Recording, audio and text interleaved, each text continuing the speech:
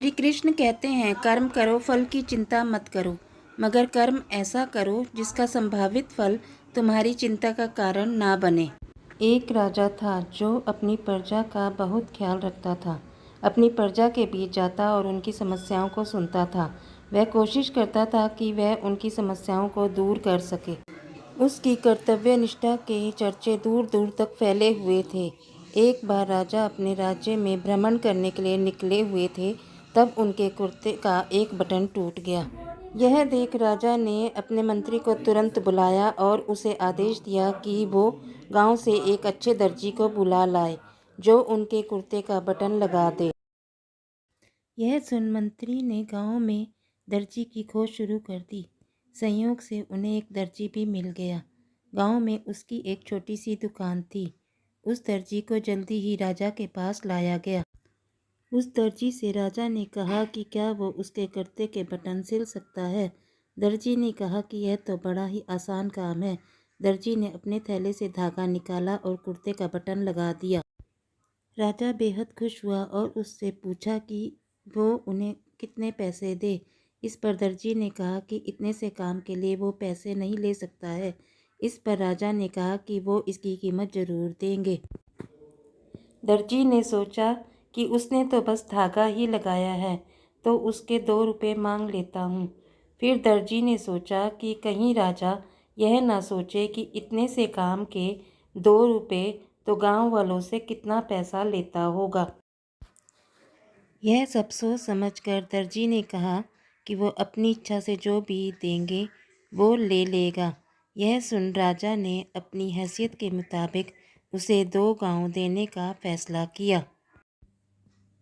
राजा ने कहा कि कहीं समाज में उसका रुतबा छोटा न हो जाए, इसलिए उसने यह आदेश दिया। दर्जी ने मन में सोचा कि कहाँ तो वो 2 रुपये मांग रहा था और कहाँ वो 2 गांव का मालिक बन गया। हम सभी अपनी क्षमता के अनुसार सोचते हैं, लेकिन भगवान हमें अपने हिसाब से सब कुछ देते हैं। इसलिए गीता में श्री कृष्ण ने भी कहा है कि कर्म करो, फल की इच्छा मत करो। श्री कृष्ण कहते हैं, कर्म करो, फल की चिंता मत करो, मगर कर्म ऐसा करो जिसका संभावित फल तुम्हारी चिंता का कारण ना बने। एक राजा था जो अपनी प्रजा का बहुत ख्याल रखता था। अपनी प्रजा के बीच जाता और उनकी समस्याओं को सुनता था। वह कोशिश करता था कि वह उनकी समस्याओं को दूर कर सके। उसकी कर्तव्य निष्ठा के चर्चे दूर दूर तक फैले हुए थे। एक बार राजा अपने राज्य में भ्रमण करने के लिए निकले हुए थे, तब उनके कुर्ते का एक बटन टूट गया। यह देख राजा ने अपने मंत्री को तुरंत बुलाया और उसे आदेश दिया कि वो गांव से एक अच्छे दर्जी को बुला लाए, जो उनके कुर्ते का बटन लगा दे। यह सुन मंत्री ने गांव में दर्जी की खोज शुरू कर दी। संयोग से उन्हें एक दर्जी भी मिल गया। गांव में उसकी एक छोटी सी दुकान थी। उस दर्जी को जल्दी ही राजा के पास लाया गया। उस दर्जी से राजा ने कहा कि क्या वो उसके कुर्ते के बटन सिल सकता है। दर्जी ने कहा कि यह तो बड़ा ही आसान काम है। दर्जी ने अपने थैले से धागा निकाला और कुर्ते का बटन लगा दिया। राजा बेहद खुश हुआ और उससे पूछा कि वो उन्हें कितने पैसे दे। इस पर दर्जी ने कहा कि इतने से काम के लिए वो पैसे नहीं ले सकता है। इस पर राजा ने कहा कि वो इसकी कीमत ज़रूर देंगे।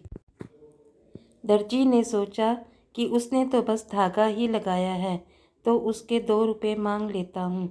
फिर दर्जी ने सोचा कि कहीं राजा यह ना सोचे कि इतने से काम के 2 रुपये तो गांव वालों से कितना पैसा लेता होगा।